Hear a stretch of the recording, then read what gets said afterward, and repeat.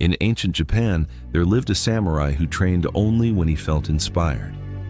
On certain mornings, he woke before sunrise filled with fire. He trained aggressively, wrote ambitious goals, and promised himself that this time he would finally change. During those moments, he felt unstoppable, but the feeling never lasted.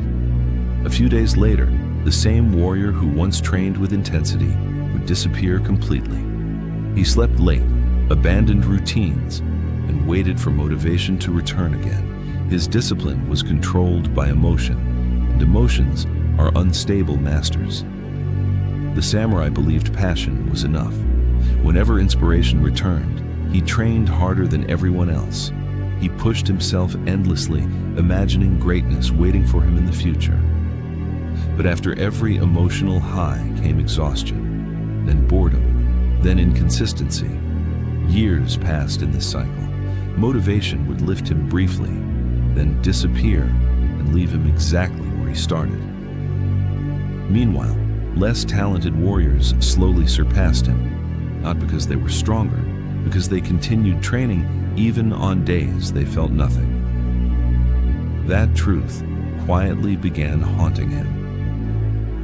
One winter morning, while snow covered the empty dojo courtyard, the samurai stayed inside, waiting to feel inspired again. Outside, older warriors continued practicing calmly, despite the freezing cold.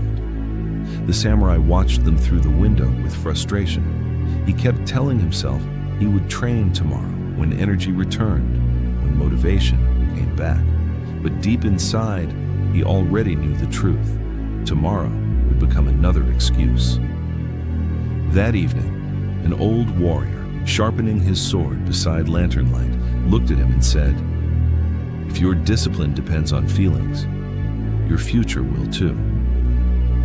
The words struck him harder than any blade. That night, the samurai sat alone, surrounded by abandoned goals and unfinished routines. For years, he had mistaken emotional intensity for real discipline. He loved dramatic beginnings. He loved feeling inspired. But true growth was not built during moments of excitement. It was built during the ordinary mornings when nobody felt like continuing. The next day, before sunrise, the samurai walked alone into the cold training yard. For the first time, he trained without motivation. Every movement felt heavy. Every repetition felt boring. But he continued anyway. Days became weeks. Weeks became months. The samurai slowly stopped chasing emotional highs. He no longer waited to feel ready.